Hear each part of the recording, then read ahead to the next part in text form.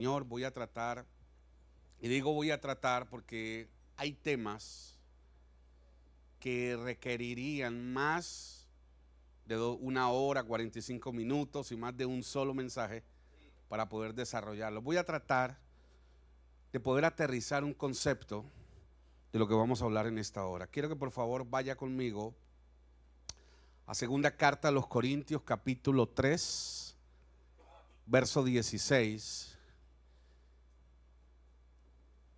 A propósito, permítame hacer un paréntesis. Estamos en la Escuela de Ministerio Monte Carmelo a punto de iniciar una nueva propuesta académica. Estamos a punto de iniciar una nueva oferta, un grupo que empieza desde cero a partir del 8 de abril.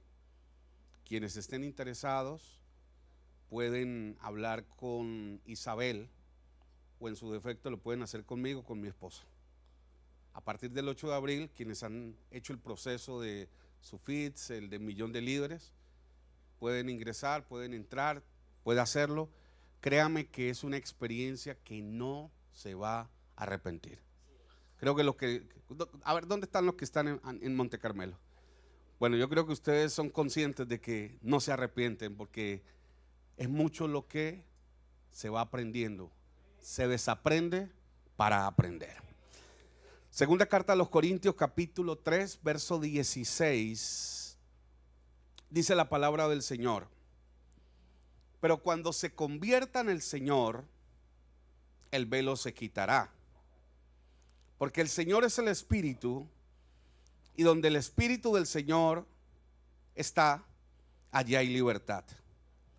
Por tanto, nosotros todos, mirando a cara descubierta como en un espejo la gloria del Señor, somos transformados de gloria en gloria en la misma imagen como por el Espíritu del Señor. Padre, gracias por tu bendita palabra. Señor, hoy venimos a escuchar tu consejo. Hoy venimos no a escuchar un sermón más, sino venimos a recibir la revelación, la iluminación. Venimos a recibir una palabra, Señor, que cambie nuestro destino, que cambie nuestro presente, que cambie nuestra mentalidad, que cambie nuestro ser. Padre, no queremos más religión, queremos transformación de vida. Ayúdanos en esta hora, te lo pedimos, en el nombre de Jesús. Amén. Tome su lugar, por favor. Tenemos una serie, Discípulos en Transformación. Y yo traía una palabra sobre Pablo, pero era el mismo texto que predicó Ezequiel. Por lo tanto, vamos a hablar del otro. Y vamos a hablar en esta mañana, transformando lo más difícil, una mentalidad. Dígale al que está a su lado, lo más difícil de transformar es la mentalidad. Hay 3 palabras importantes dentro de la temática que estamos tratando, y es la palabra discípulo, proceso y transformación. Y sabe, quizá en esta mañana yo me voy a meter en algunos problemas, pastor, porque quizá vamos a matar algunas vacas sagradas, porque hay una gran diferencia entre ser cristiano y ser discípulo. Hay una gran diferencia entre la palabra cristiano y la palabra discipulado. De hecho, la palabra cristiano se ha cualquierizado tanto, y la palabra cristianismo, que hoy entendemos cristianismo por cualquier cosa. Y es interesante que en el Nuevo Testamento solamente en 3 citas aparece la palabra cristiano. Hechos capítulo 11 versículo 26, aparece también en el capítulo 26 verso 28, y en primera de Pedro 4:16 aparece solamente 3 veces la palabra cristiano. Mientras que la palabra matetes, que es la palabra que significa discípulo, aparece aproximadamente 266 veces, perdón, 261 veces en el Nuevo Testamento, especialmente en el libro de los Hechos y en los 4 evangelios, y en los 3 evangelios sinópticos. ¿Qué significa esto? Que para Jesús lo que prevalecía era el discipulado. De hecho, la palabra cristiano nunca la utilizó Jesús. La palabra, de hecho, el cristianismo no lo inventó, Padre de la gloria. De hecho, el cristianismo no lo dejó Jesús. El cristianismo nace posterior a Jesús. Lo que Jesús dejó fue un discipulado. Por eso él siempre dice, mis discípulos. Porque un discípulo es muy diferente a un cristiano. Escúcheme, de hecho la palabra cristiano a nivel sociológico se entiende como aquel que cree en Jesús y punto. Para los musulmanes, por ejemplo, no hay diferencia entre cristiano y protestante. Todos los que profesan a Jesús son cristianos. Pero Jesús habla de algo mayor. Jesús habla de un discipulado. Y el discipulado de Jesús es bien particular, porque un matetés es alguien que sigue la enseñanza de un maestro. Gracias por su entusiasmo. Discípulo es aquel que tiene la capacidad no solamente de oír, sino de poner en práctica aquello que está aprendiendo de un maestro. Lo cual implica que hay una inversión de vida, hay una inversión de recursos, hay una inversión de energía, hay una inversión con tal de aprender de ese maestro que está enseñando un estilo de vida diferente. Ahora, el discipulado de Jesús es muy particular, porque la palabra matetés era una palabra griega que se utilizaba en la filosofía. Pero el concepto del matetés de Jesús es completamente innovador. Porque en la filosofía y en el judaísmo antiguo, yo escogía al rabino con el cual yo quería estudiar. Jesús no escoge, Jesús no deja que sus discípulos lo escojan. Él escoge a sus discípulos. En el discipulado convencional, la gente entraba a una escuela de discipulado, de un rabinato, con el propósito de obtener fama, prestigio y posición. Jesús dijo, todo aquel que quiera ser mi discípulo tiene que aprender que viene un escarnio, que viene una persecución, que hay una cruz y que esa cruz es para morir diariamente. Por eso el discipulado de Jesús es tan diferente. Por eso es que hay una diferencia muy marcada entre ser discípulo y ser cristiano. Hay una diferencia muy marcada entre ser discípulo y ser simplemente un creyente. Porque la marca distintiva de un discípulo es la transformación. Y a veces creemos que transformación tiene que ver, pastor, con dejar de hacer o con hacer. Se lo voy a repetir a alguien en esta mañana. A veces pensamos que la transformación tiene que ver con formas externas. Pero la transformación es una obra que es interna, que se va a manifestar en el estado de vida externo. Yo no sé si alguien me está siguiendo en esta hora. Pero cuando la obra de transformación empieza por lo más difícil, que es la mente. ¿Sabe algo? La mente es el lugar donde se ganan o se pierden las batallas. La lucha externa ya fue ganada por Cristo. Pero la lucha, por eso él dijo consumado es. Pero la lucha interna soy yo quien la peleo diariamente en mi mente. En el aparato de mis ideas. En el aparato de mis conceptos. En el aparato de mis creencias. Recuerde algo. Dios te da propósito. El propósito es la intención original por la cual algo es creado. pero tú determinas el destino. El destino es el lugar hacia donde tú vas a llegar, y tú determinas a dónde vas a llegar de acuerdo a tus decisiones, de acuerdo a tus acciones, de acuerdo a lo que tú hagas.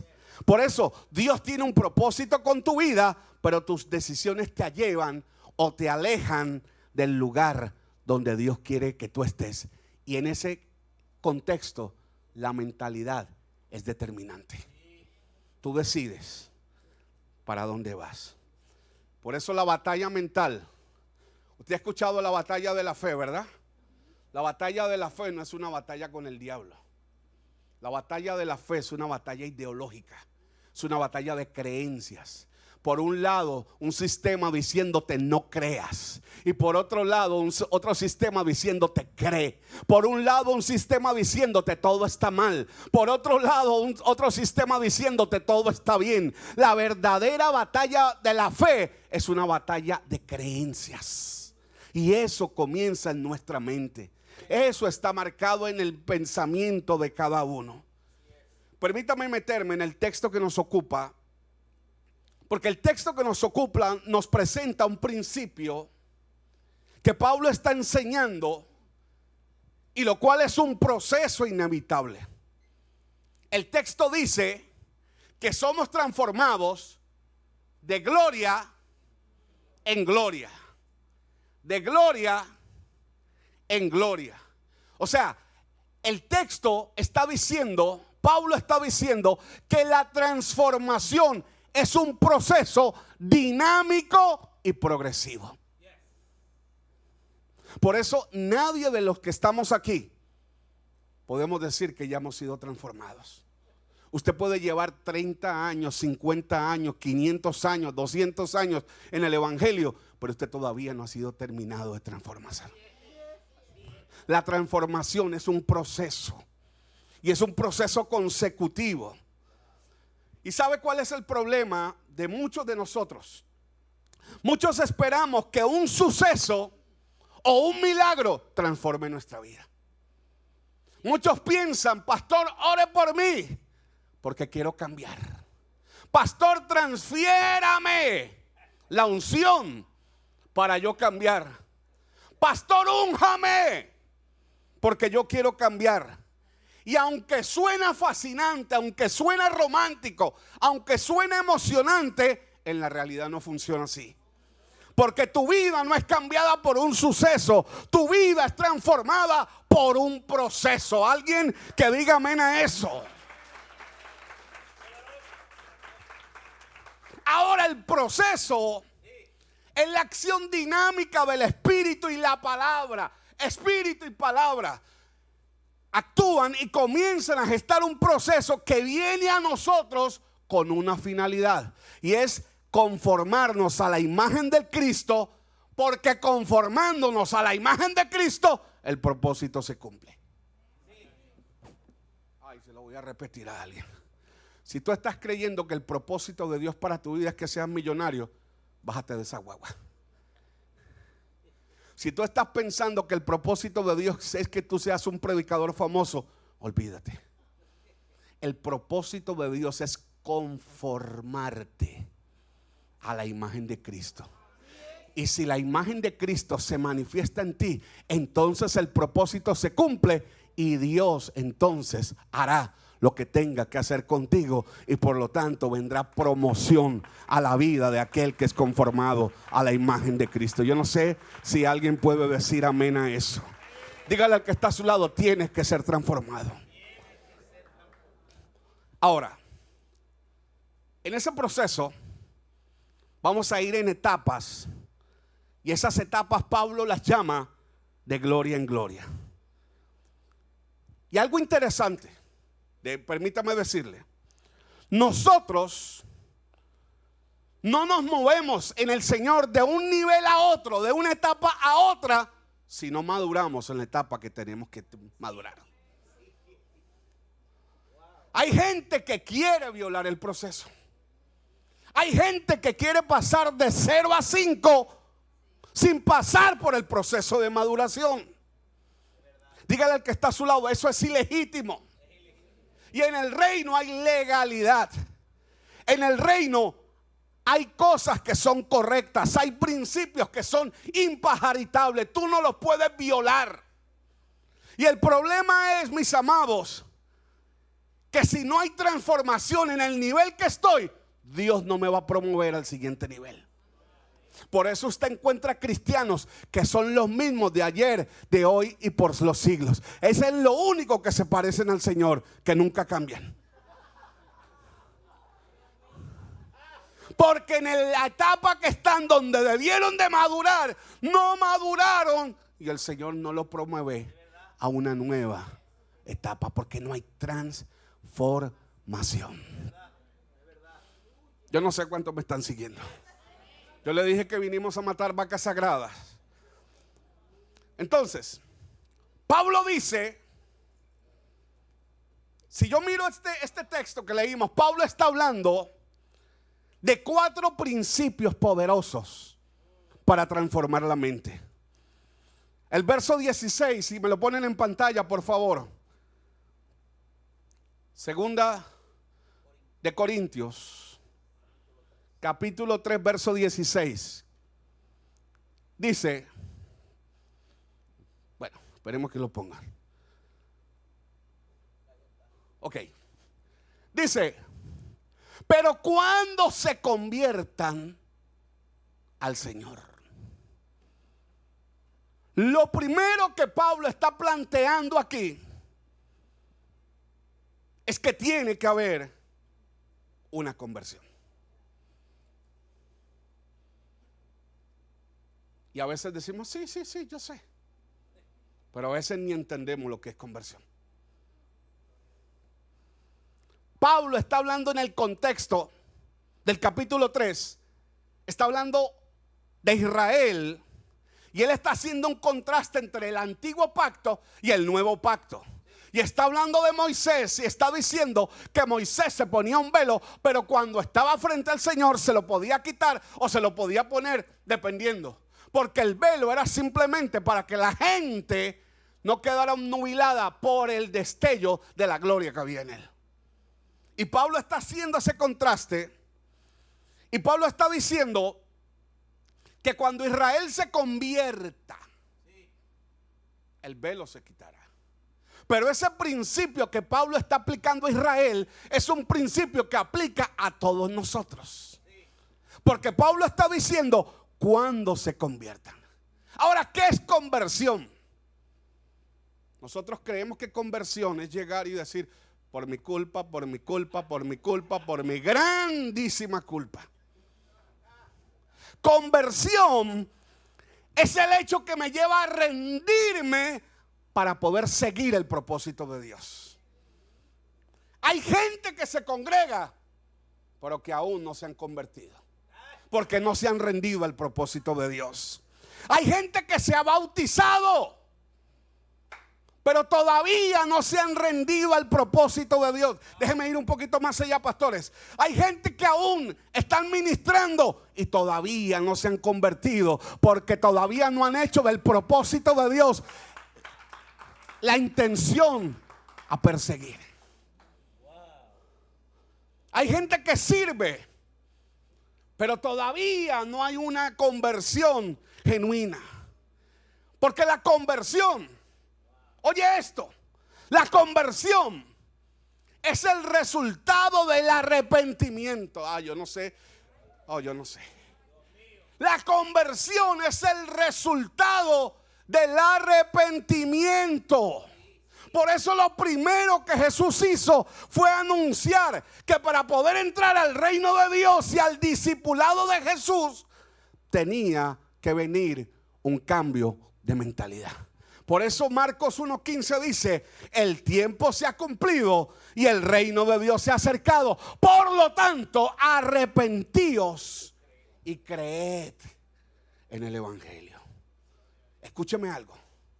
No hay una nueva vida si no hay un cambio en la mente. Y el arrepentimiento tiene que ver con un cambio de mente. Al reino y al discipulado de Jesús se entra por un cambio de mente. Escúchame, yo no puedo ser discípulo cuando mi mente no ha sido reseteada. Yo no puedo ser discípulo cuando mi mente todavía está viciada. Yo no puedo ser discípulo cuando mi mente no ha sufrido una metanoia, un cambio, una transformación. Eso es imposible. Por eso Jesús y Juan el Bautista hicieron que la primera condición para poder abrazar el reino de Dios es arrepentirnos. Y esa palabra arrepentimiento es bien interesante, porque se compone de dos palabras o de dos raíces. La palabra meta, que es una palabra muy interesante, que significa cambio. Y la palabra nous, que significa forma de pensar. Por eso arrepentimiento no tiene que ver con el hecho de que yo reconozca o me sienta mal por algo. No. Arrepentimiento, escúcheme, el borracho no deja de ser borracho simplemente por el hecho de reconocer que es un borracho. El borracho deja de ser borracho cuando cambia la mentalidad de borracho y comienza a recibir una nueva mentalidad, la cual le va a decir que el estado de vida que está teniendo es un estado de vida inferior y no superior, de acuerdo a lo que Dios diseñó para él. Yo no sé si alguien está entendiendo esto. Entonces, el cambio de mentalidad tiene que vivir con eso, con un arrepentimiento, porque el cambio de forma de pensar afectará la calidad de nuestra vida. Y para poder operar en el reino de Dios se requiere un cambio de mentalidad, porque cuando yo cambio mi forma de pensar, hay una inoperancia en aquellos paradigmas, en aquellos conceptos y en aquellos prejuicios que yo adquirí en mi pasada manera de vivir y que han creado una arquitectura de pensamiento en mi mente. Yo no sé si alguien me está siguiendo en esto. Por eso tiene que venir un cambio de mentalidad. Y sabe, el arrepentimiento es el que nos lleva a la conversión. Y la conversión es el primer elemento que Pablo coloca para que venga un cambio de mentalidad. Verso 16. Nuevamente, multimedia, por favor. Pero cuando se conviertan, el velo se quitará. Lo segundo que nosotros tenemos que entender es que para que haya un cambio o una transformación mental, tenemos que quitar los velos. Porque cuando llegamos al Señor, llegamos con velos. Y los velos son aquellos paradigmas que nosotros tenemos en nuestra forma de ver y de entender las cosas, y que también traemos de nuestra pasada manera de vivir. El problema es que en nuestra pasada manera de vivir hay una forma de pensar, y esa forma de pensar nos lleva a actuar. Pero cuando llegamos al Señor, queremos traer esa pasada manera de pensar y creemos que en el reino va a ser también operante. Y el problema es que cuando yo traigo esa pasada manera de pensar y la introduzco en el reino de Dios, no va a ser funcional. Y por eso es que viene el dilema. Y por eso es que viene el conflicto. Y por eso es que tú dices: ¿por qué no entiendo? ¿Por qué no crezco? ¿Por qué me estanco? ¿Por qué me pasa esto? ¿O por qué me pasa aquello? Porque estás pensando de acuerdo al sistema pasado, de acuerdo a la pasada manera de pensar. Lo que yo tengo que entender es que para llegar cuando llego al reino y al discipulado del Señor, tengo que comenzar con esa metanoia, tengo que comenzar con esa transformación y comenzar a adquirir unos patrones, unas ideas, unos conceptos, unos preceptos, unas directrices que me van a llevar a ser funcional. Y esos preceptos, conceptos e ideas no son de acuerdo a mi experiencia, ni de acuerdo a mi pericia, ni de acuerdo a mi praxis, sino de acuerdo al propósito eterno de Dios. Y eso es lo que marca la diferencia. Yo no sé si alguien dice amén a eso. Entonces, la situación es que esos velos crean una forma de ver las cosas. Y por eso asumimos las cosas de la manera en que las asumimos. Casi siempre de manera equivocada. ¿Sabe, doctor y psicólogos que están aquí, licenciados? Hay un estudio que me llamó la atención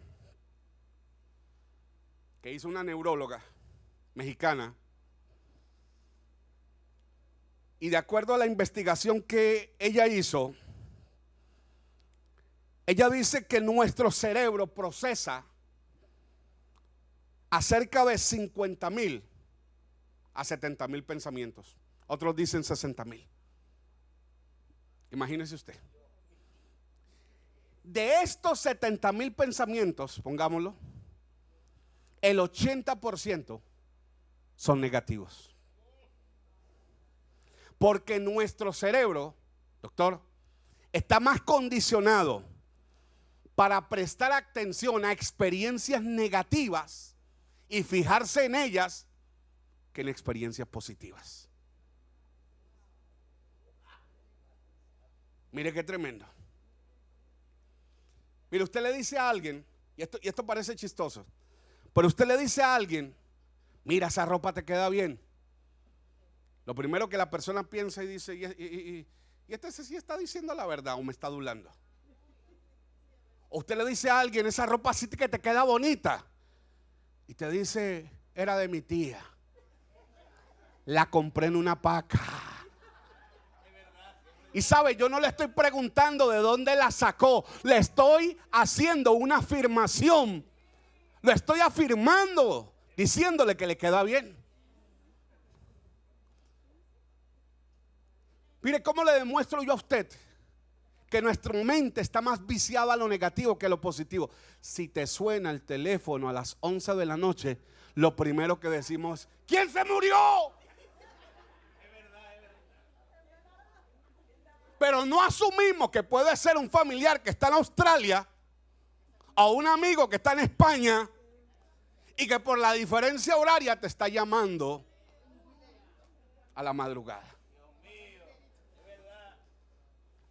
Porque nuestra mente asimila más lo negativo que lo positivo. Nuestra mente está viciada. Estamos acostumbrados a una mentalidad incorrecta. Porque nos hemos condicionado a eso. ¿Y sabe algo?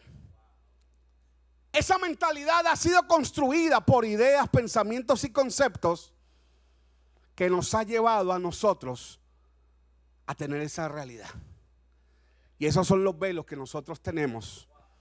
Y esos velos no nos dejan ver ni conocer las cosas en la realidad. De hecho, los velos se construyen de acuerdo al contexto donde nos desenvolvemos.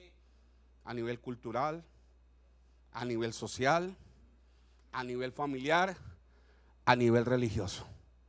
¿Sabe? Hay gente que en la pasada manera de vivir les fue enseñado que Dios era inflexible, que Dios era un viejito que estaba sentado en un asiento, en una silla, con un rayo, ceñido así, mirando feo, esperando que alguien hiciera algo malo para meterle un rayazo. Y ese concepto lo tienen ahora en el Señor. Y por eso no pueden disfrutar la gracia de Dios. Por eso siempre ven a Dios como un Dios castigador. Por eso siempre ven a Dios como un enemigo y no lo ven como su Padre. Porque los velos nos han condicionado. Y nuestra estructura mental asimila eso. Y llegamos al Señor Y ahí están esos velos. Porque el velo me ha prejuiciado para poder ver. Por eso lo único que libera de los velos se llama revelación. Porque la palabra griega para revelación es apocalipsis, que significa correr el velo. Si tú no tienes revelación, el velo no se va a correr. Y revelación no es que Dios te traiga una expresión de algo místico, de algo diferente, de algo distinto. No, revelación es que la palabra que Dios te da, la palabra que Dios manda, sea una realidad de vida que me lleve a lo práctico en el diario vivir. Si yo no experimento eso, el velo nunca se va a quitar. El velo no se quita con oración y ayuno. Estamos haciendo un asado, pastor. El velo no se quita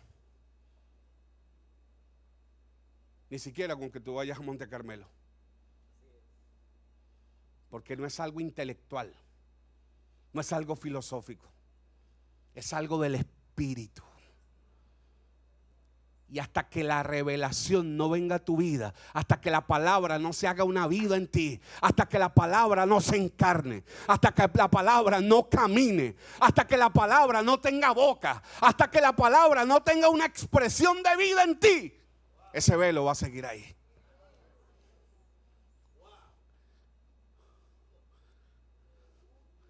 Es por eso que necesitamos revelación.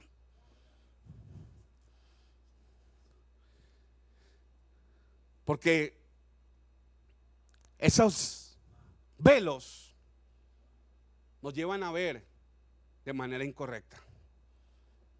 Si yo le pongo unos lentes verdes, si yo te pongo unos lentes verdes a ti y te digo que mires esa pared blanca, ¿cómo la vas a ver tú? Verde. Porque los lentes te han puesto una óptica incorrecta. Y eso es lo que pasa con los velos. Por eso usted ve gente caminando en la fe completamente desenfocados.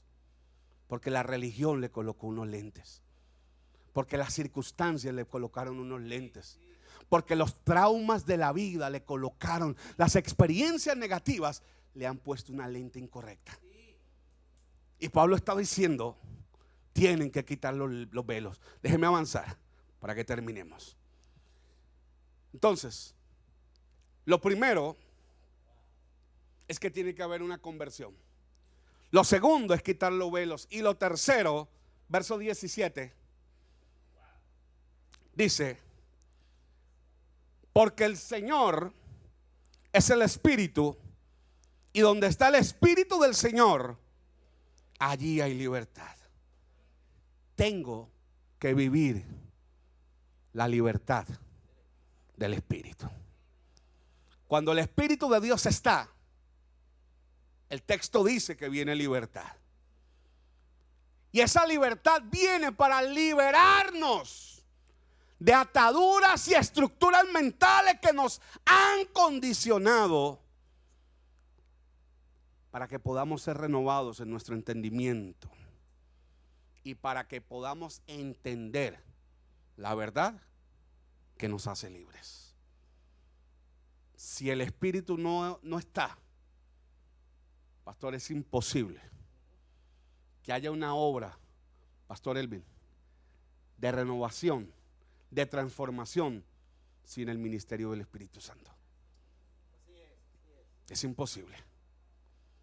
Por eso Juan dice que Él nos guía a toda verdad. Y la verdad es la que nos hace libres.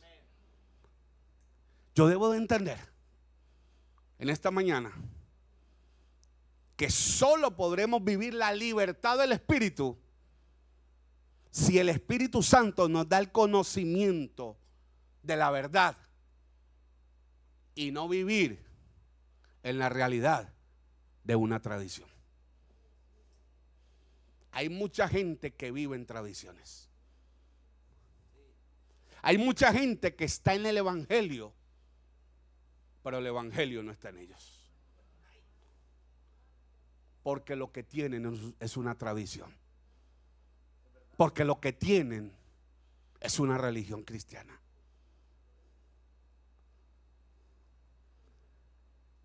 Y el Señor quiere que nosotros entendamos que el discipulado del Señor es mucho más allá que eso. Y que para poder estar en ese discipulado y disfrutar de esa libertad, necesitamos del Espíritu.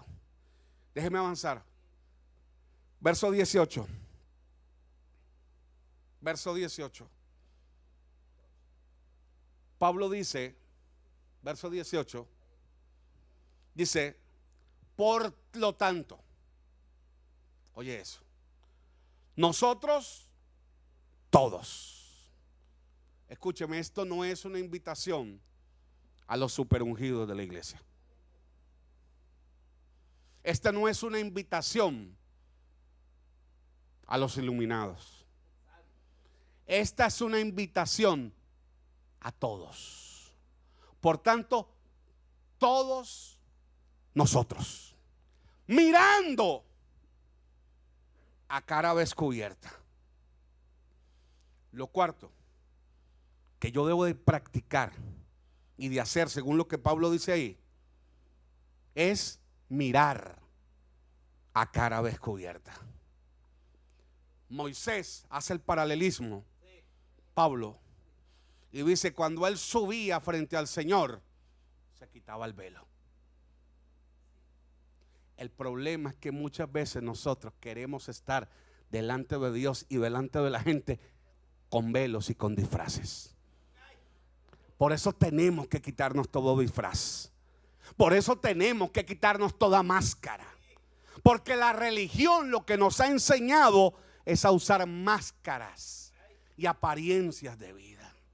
La religión lo que te hace es usar una máscara para tú cumplir la expectativa de otros y no la expectativa divina. Y algo importante es que la religiosidad siempre nos va a llevar a mostrar que lo que vivimos es completamente diferente a lo que creemos. Y eso nos hace hipócritas.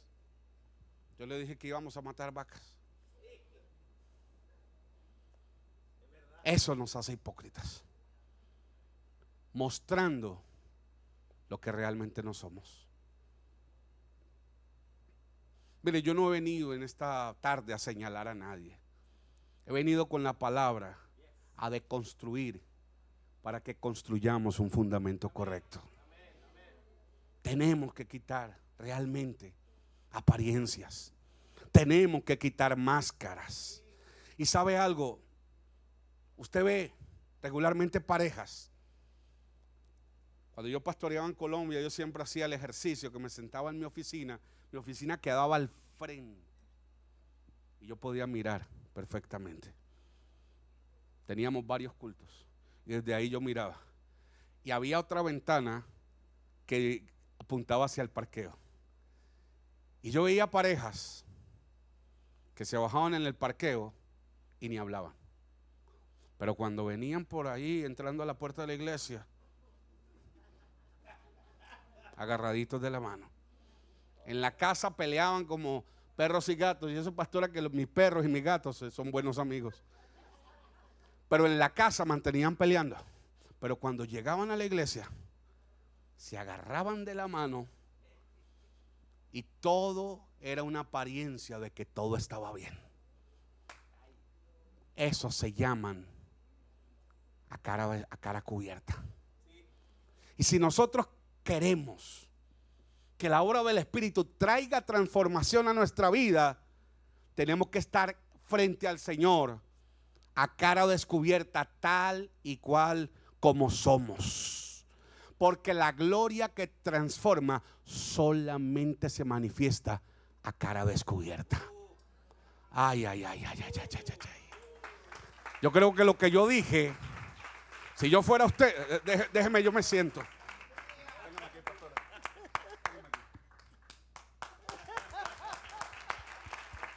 Porque yo creo que lo que yo dije es más fuerte que lo que usted aplaudió. a cara descubierta.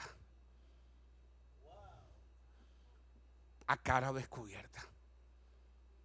La gloria no se manifiesta en aquellos que tienen velos y que tienen disfraces.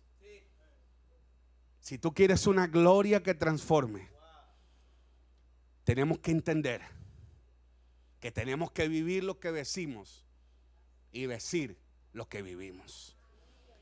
Porque la revelación solamente viene a aquellos que se manifiestan de esa forma. Ahora, colóqueme un texto, por favor, para terminar. Romanos capítulo 12.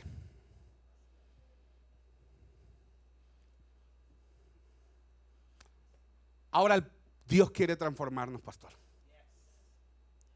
Y la pregunta es: ¿por qué no somos transformados? ¿Sabe por qué no somos transformados? Porque nos resistimos a los cambios. Muchos estamos muy cómodos. Estamos en una zona de comodidad en donde estamos y cómo somos. Y eso genera un problema. Y eso nos lleva a aferrarnos. Y Pablo comenzó diciendo: de gloria en gloria. Esto significa que en cada etapa Dios va a revelar algo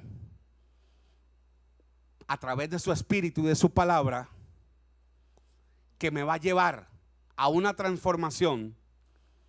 Pero escúcheme, esa transformación y esa revelación me va a servir para el nivel donde estoy, no para el nivel donde me quiere llevar.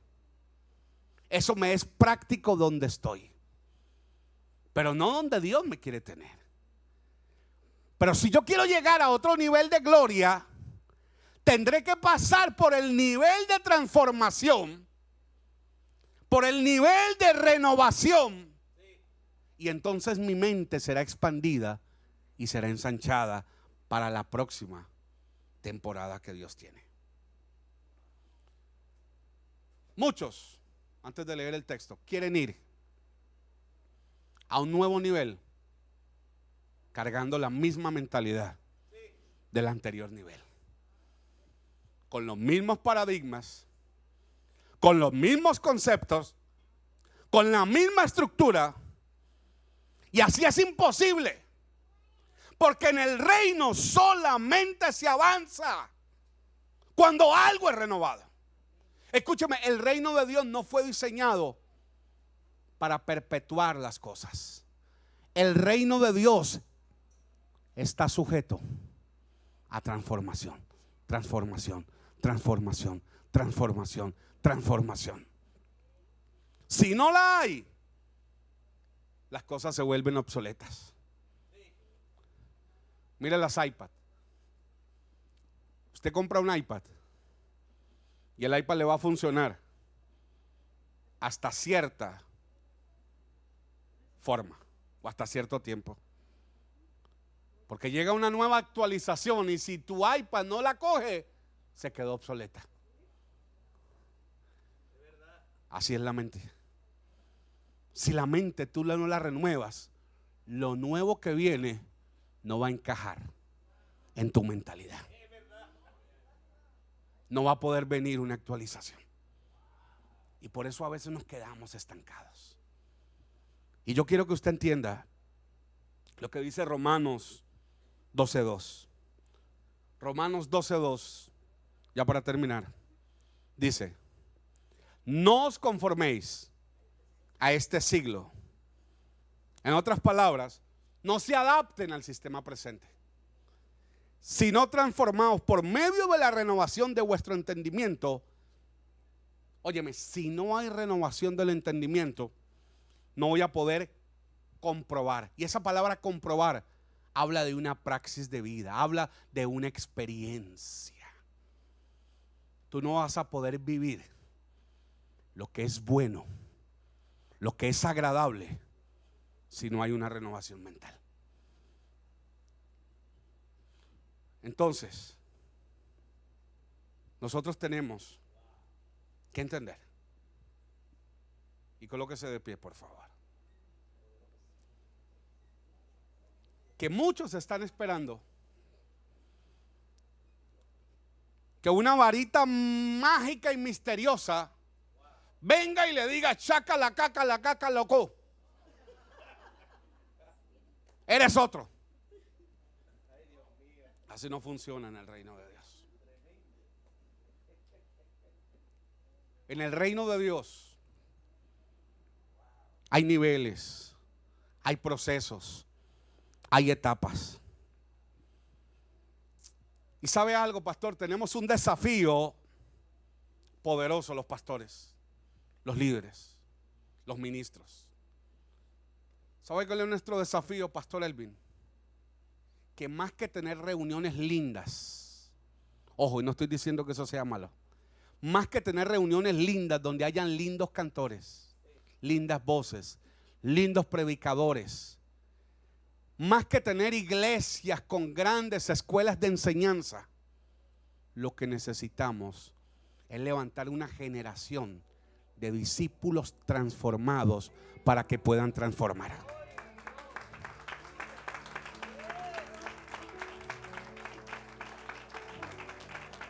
Tú sabes, brother, ¿cuál es el dilema? Que si yo no soy discípulo, no puedo ser discipulador.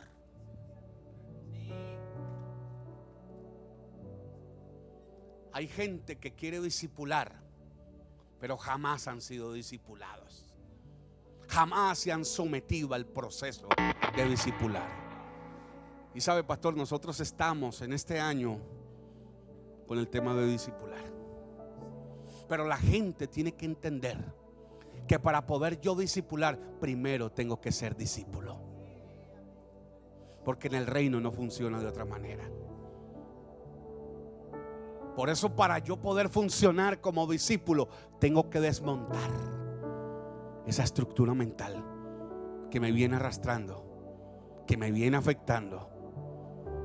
Estructuras mentales que nos hacen proclives a lo negativo, a la desesperanza, a la incertidumbre. Es humano tener incertidumbre, pero cuando se vuelve crónico, aquí están los psicólogos que me pueden ayudar en eso. Cuando algo se vuelve crónico, ya es un problema.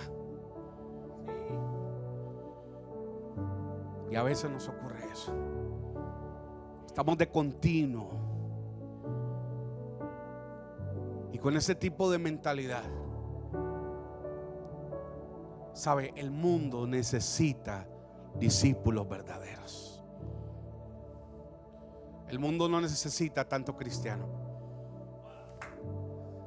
El mundo no necesita tanta religión.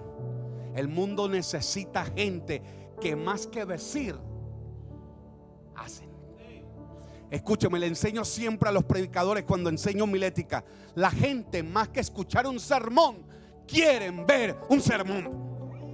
Y el primer sermón eres tú. La gente más que escuchar que tú hablas bonito, quieren ver que tú vives bonito.